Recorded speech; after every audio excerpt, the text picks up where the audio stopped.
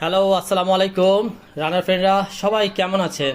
তো আগামীকালকে ইনশাল্লাহ আমরা একটা ইভেন্টে যাব, সেটা হলো ডক্টরস রান। ইভেন্টের name run for healthy heart 2026। তো অলরেডি আজকে পপুলার হসপিটাল থেকে ধানমন্ডি ওইখান থেকে কিট কালেকশন শেষ করলাম, করে বাসায় এসে ফ্রেশ হয়ে তো আমি আমার রেগুলার যে প্রিপারেশনটা থাকে সবগুলো গুছিয়ে নিয়েছি।